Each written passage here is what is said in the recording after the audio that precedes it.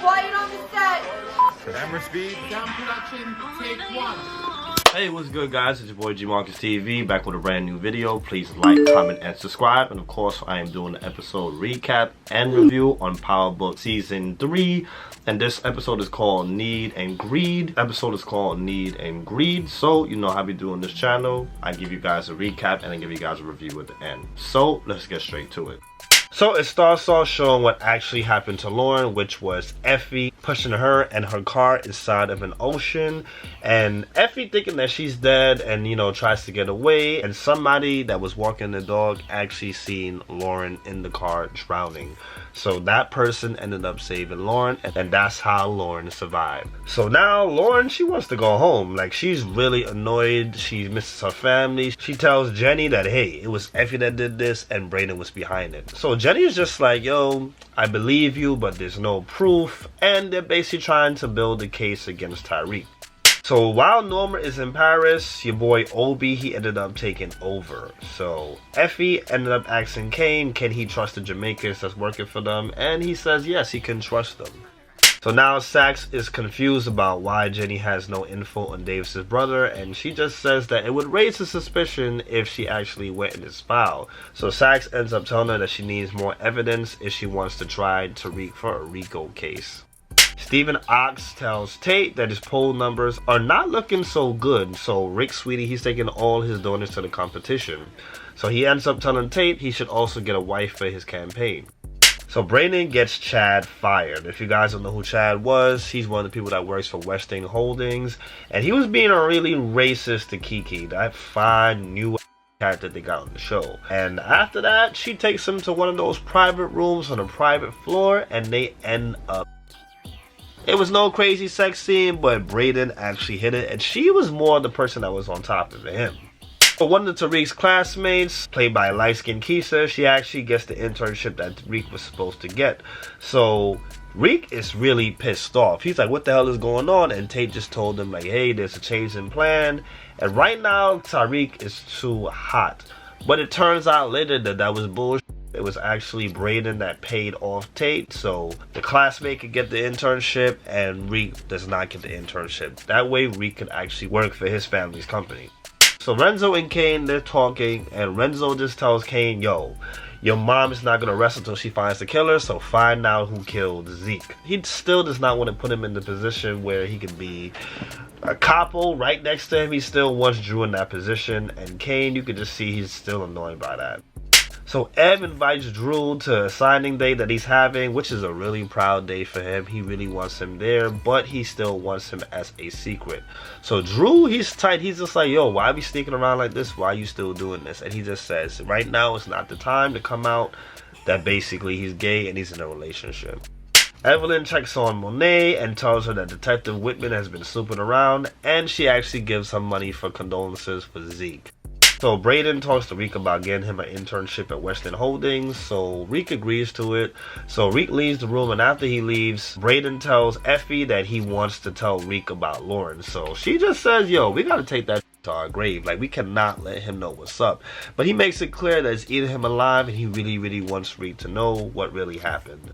So Kane now, he's on a mission to find Zeke's killer, and he is torturing the pilots that was there when Zeke got killed, where Zeke got shot. He's torturing them with a blowtorch. He has it by their head, he has it by their hands. So they end up telling him that they seen a bald-headed guy and he had a broken tail light, and that's all they knew. So it turns out that a gym instructor inside the Westing Holdings, he was actually selling drugs after the workout, which he would leave powder, aka the drugs that they were sniffing. Of course, you know, that's competition right there. So Whitman pulls up on Monet, and he basically told her that, yo, he's seen the traffic camera that shows that Monet was in the area the night Professor Carey was actually murdered. And he tells her that he knows that she was screwing Officer Ramirez. He just told her, yo, I'm going to keep going until I bust you. And then what he ends up doing is breaking her tail light. But the acting for this scene was really, really good. I was feeling this acting. So Davis is on Saxe's about Whitman, basically trying to find out what he knows about Whitman, if Whitman is actually watching Mecca's penthouse, and he gets on him about his brother Theo Rollins, about what's going on with that, and of course Saxe doesn't have any answers for him. So Braden, he sets up Tariq to where he makes him see the workers at Weston Holdings that are actually selling coke. Because of course, Reek, he does not want to sell coke around there. He's already too hot. It's a big situation. He's really trying to be a little legit because he knows that's not a good idea. But he sees that they're in there sniffing coke.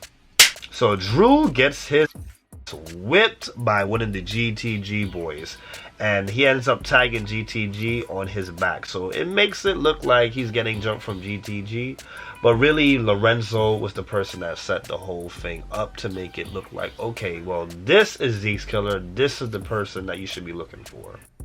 So Selim, he gets Diana a job at the candy store that's on campus. While she's getting ready, she actually sees Effie and Reek coming into the store.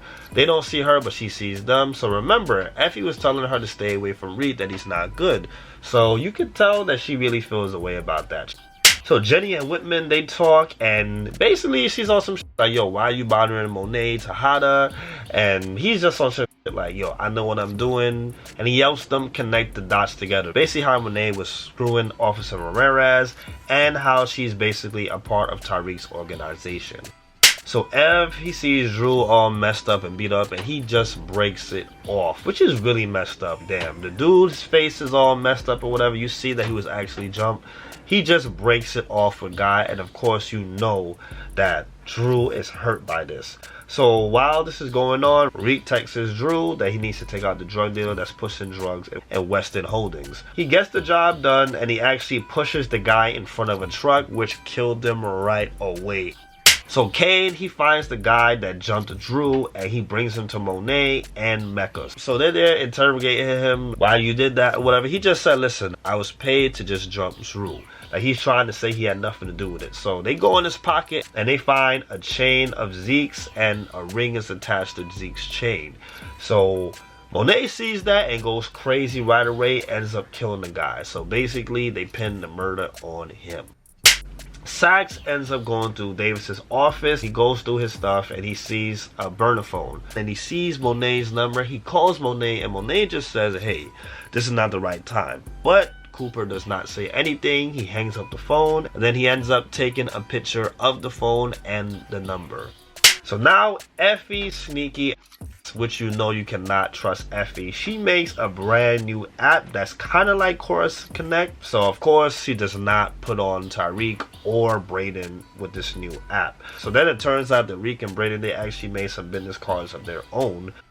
So the episode ends with Kane and Lorenzo. They're putting the body inside of the truck. So Kane puts the pieces together, and he ends up confronting Lorenzo about the murder. Basically how he paid for Drew to get jumped, and he tried to pin the murder on him. And basically what the pilots actually told them, like how the guy was bald-headed and he got a tail light broken. Lorenzo tries to deny it at first, but Kane is just on his ass, and he slips up and he says yes, he did it, but it was not his intention, and he f***ed up and it was an accident.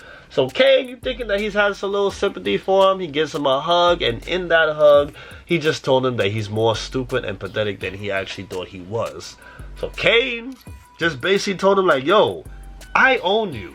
Basically, yo, you're gonna do what the hell I told you to do, or I'm gonna tell Monet that you killed Zeke. So after that, he goes in the car, he takes the drugs, and he gives it to Lorenzo and says, yeah, sell that, I'll see you back in the house. And that's how the episode ended. I would say that this was another great episode that I would give a 9. Every minute of it had me on the edge of my seat. Like, I did not know what was going to happen next. Love the fact that Kane found out that it was Lorenzo. The fact that he put his mind together, like he really just stopped and thought about it, and he really just seen that it was Lorenzo that pulled the trigger. Like, I was not expecting that to happen at all. The fact that Lorenzo was the one that he actually put himself in this situation where he told Kane to go look for the killers, like, that was stupid as hell. I kind of see where he was going with it, but at the same time it was still dumb. Like, you paid somebody to beat up your own son. But the writing for that was really, really, really good. Now, something that was really annoying to me, like I felt like it was just like, what? The fact that there are some where it's like they can't go and arrest Effie because there's no proof, there's no solid evidence. I'm like, are you crazy? This is a witness. This is someone saying, yo, this person tried to kill me and this guy set it up. Like, what the hell are you guys doing? Like, in real life, have been arrested already.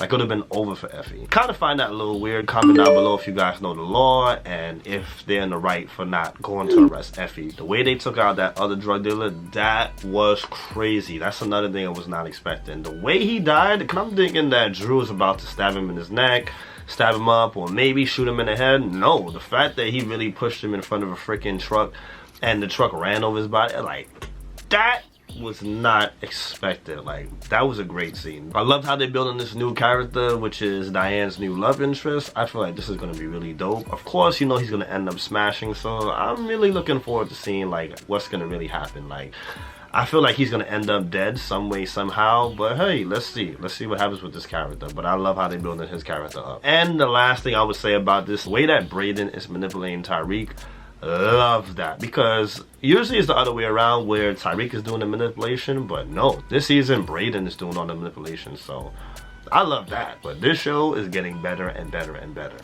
So guys, make sure you guys like, comment, and subscribe as I bring you videos every single week. Again, like I said, bear with me. I'm just trying to get my schedule together. I know these videos are taking too long to come out. Like, I'm really trying to like get my schedule together because I have so much going on right now. To all my supporters out there that support me, that rock with me, like, watch these videos freaking late when I put them out late. I love you guys and I thank you guys. You guys are a real one, especially all you guys that watch the video all the way to the end. So love you guys. Thank you guys. This is your boy G Marcus TV signing off.